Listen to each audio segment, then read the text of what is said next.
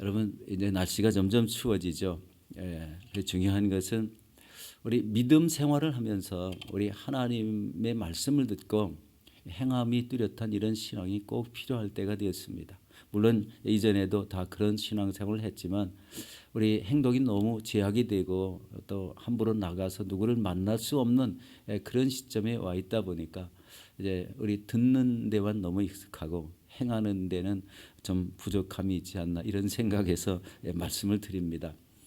지난 금요일 우리 저녁 기도회 시간에 우리 디모데전서 2장 1절에서 7절 말씀을 가지고 기도가 우선이다.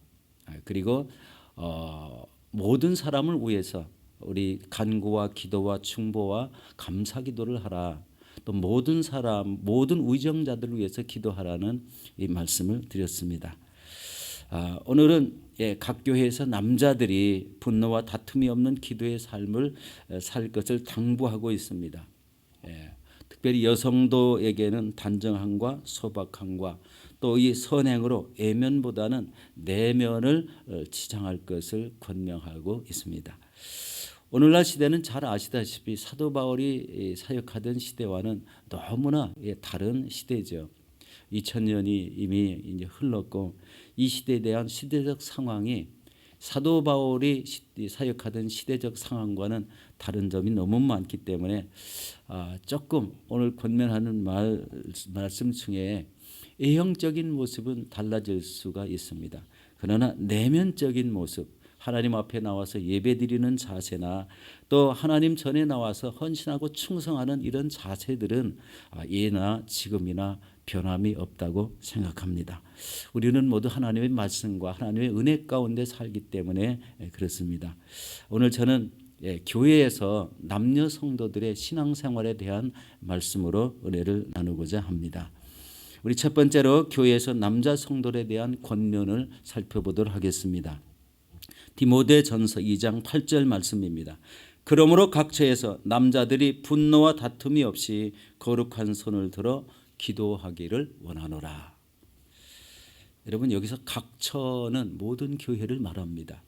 분노는 여러분 인간이 우리 감정이 있죠. 감정의 동물입니다. 그래서 희노애락 이런 표현을 우리 자주 하죠. 여기에 보면 분노는 하나님이 우리에게 주신 하나의 감정이라는 것을 알 수가 있습니다. 인간으로서 지극히 분내는 것도 우리 자연스럽게 생각할 수가 있습니다. 그런데 성도로서 우리 인간의 자연스러운 본성인 분노가 우리 그리스도인의 성품으로서는 적합하지 않을 때가 너무 많은 것을 우리 느끼게 됩니다. 그래서 때로는 화를 낸 후에도 우리 뒤돌아보면 마음이 너무 편치 않은 때가 우리 많은 것을 느끼게 됩니다. 참 어렵죠. 여러분 분노가 심할 경우는 정신적인 스트레스를 받아서 마음의 병이 될 수도 있습니다. 그리고 분노를 지혜롭게 다스린다는 것은 신앙생활에 아주 중요한 문제라는 것을 우리 알게 됩니다. 여러분 그리고 더 중요한 것은 이런 분노를 올바르게 조절하지 못하면 돌이킬 수 없는 죄를 지을 수 있다는 겁니다. 우리 대표적인 예가 우리 창세기 4장에 나오는 가인입니다. 이 아벨이 드린 동생이 드린 제물은 하나님께서 연락하셨고 가인이 드린 제물은 하나님께서 연락하시지 않음으로 인해서 우리 분이 솟구쳐 어떻게 했습니까? 아벨을 쳐 죽이게 됩니다. 우리 성경에 보니까 그 이후에 가인은 하나님을 떠나게 되고 에덴 동쪽 놋땅에 이렇게 거주하게 되는 것을 보게 됩니다. 그러니까 하나님을 떠난 삶을 살게 되었다. 아마도 이 가인은 여러분 분노 조절 장애라는 말을 요즘 많이 합니다. 이 욱하는 것을 참지 못해서 무슨 일을 저지르는 것. 이 분노 조절 장애가 있지 않았나 이렇게 생각합니다. 그때는 인간이 많이 살지 않을 때 같은데 하나밖에 없는 동생을 쳐서 죽였다. 참 굉장히 우리 얼핏 듣기에도 그렇고 우리가 상상하기에도 이런 일이 그렇게 일어날 수가 있을까라는 것을 생각할 때 이 분노, 이 분냄을 조절하지 못했던 것은 확실한 것 같습니다. 여러분 분냄, 다툼을 분쟁이죠. 분냄이나 다툼은 우리 갈라디아서 5장 20절에 보면 이런 사람은 하나님 나라를 유업으로 받지 못한다고 우리 말씀하고 있습니다. 이 얼마나 무섭습니까? 이 분냄이 어느 잠깐은 우리 이해할 수가 있지만 이것이 사람을 상하게 하고 마음을 다치게 하고 그리고 그것을 통해서 우리 믿음에서 어긋나게 한다면 바로 이런 일들, 하나님의 나라를 유업으로 받지 못하는 이런 현상까지 생길 수 있다는 것을 생각할 때 우리 분내는 삶은 우리 하나님을 믿는 크리스찬으로서는 적합하지 않다라는 것을 보게 됩니다. 여기서 중요한 것은 남자들이 이 분노와 다툼을 버리고 거룩한 손을 들어 기도하라는 것입니다. 이 거룩한 손을 든다. 거룩한 손을 든다는 것은 바로 이 단순한 이런 외적인 자세가 아니라 마음의 우리 단장이죠. 거룩한 손을 들어서 기도한다. 영적인 태도, 믿음의 자세, 또 하나님을 향한 뜨거운 열정, 이런 모습을 가지고 하나님 앞에 기도하라는 것입니다. 기도의 중요성은 모두 다 알고 있죠. 여러분, 기도로서 하나님께 우리 달려나가야 되고 이 마지막 시대에 기름 준비하며 깨어 기도하는 우리의 자세가 더 중요한 시대가 되었습니다. 두 번째는 교회에서 여성도에 대한 권면을 보겠습니다. 우리 디모데전서 2장 9절 말씀입니다. 또 이와 같이 여자들도 단정하게 옷을 입으며 소박함과 정절로서 자기를 단장하고 따은 머리와 금이나 진주나 값진 옷으로 하지 말고 라고 말씀하고 있습니다. 여러분, 사도 바울은 성도의 옷차림과 그 치장하는 것에 대한 권면을 하고 있는데 이 말씀은 좀 현 시대와는 조금 다를 수가 있죠. 우리 현 시대를 생각해 보면 현 시대는 남성이나 여성이나 우리 사회적 지위가 높아져 있고 무엇을 구별해서 뭐 하면 된다 안 하면 된다 이런 것이 아니라 사회적 지위가 남성이나 여성이나 똑같아서 모든 위치에서 함께 일하는 그런 시대가 있습니다. 여기서 옷 치장하는 이야기가 나왔지 않습니까? 그러면은 이 격에 맞는 옷을 입어야 될 때가 반드시 있습니다. 우리 여성 대통령도 있고 여성 장관도 있고 각 부처마다 중요한 기관에 꼭 여자분들이 이런 중요한 역할을 감당하는데 우리 거기에 맞는 격에 맞는 옷이 있다는 것을 우리 잘 알고 있습니다.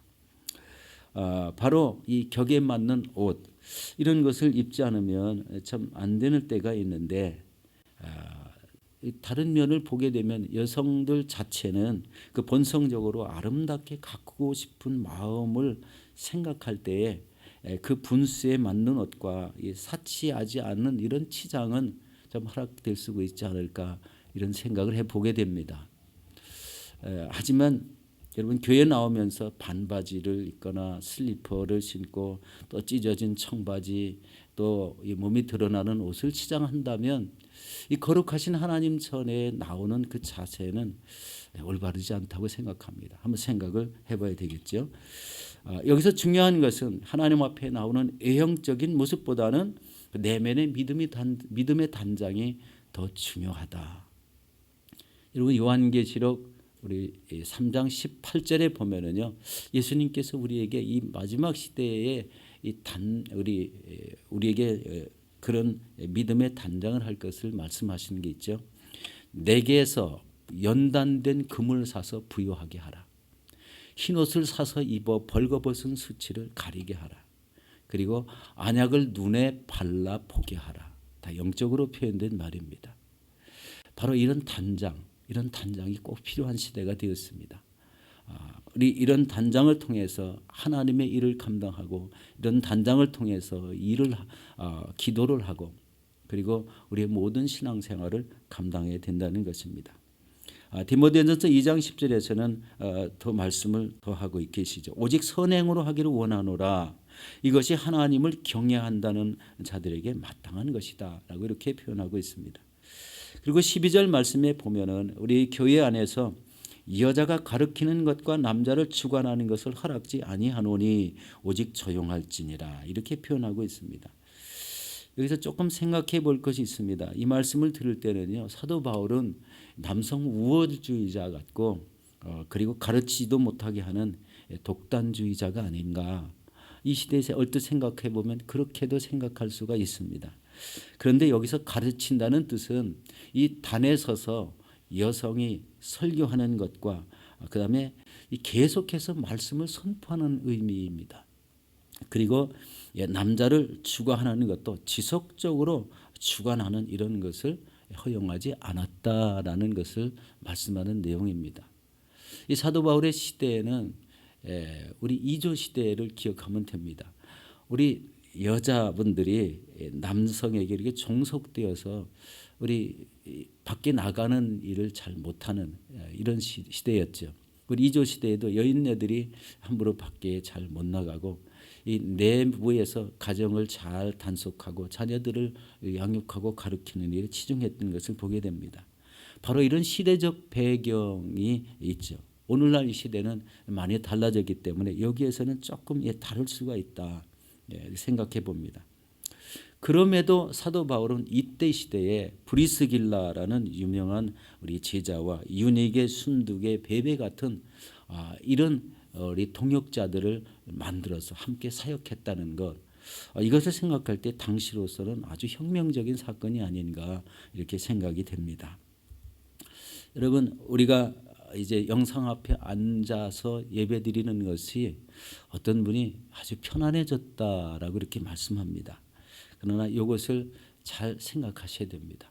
평안함은 있지만 우리에게 우리가 크리스찬으로서 해야 될 우리 뚜렷한 일이 있다. 이 시대는 남녀 모든 것이 구별 없고 자유롭게 하지만 우리가 가져야 될 신앙의 본질은 동일하다. 하나님 앞에 우리 정결한 마음, 거룩한 모습, 그리고 성령을 의지한 이런 인도함을 받는 삶, 또 하나님의 말씀과 그 뜻을 이루는 삶은 우리 더 힘껏 감당해야 될 시기가 되었습니다. 우리 사랑하는 성도 여러분, 신앙생활에서 분내거나 다툼이 없는 그리고 거룩한 손을 들어 기도하시기를 바라겠습니다.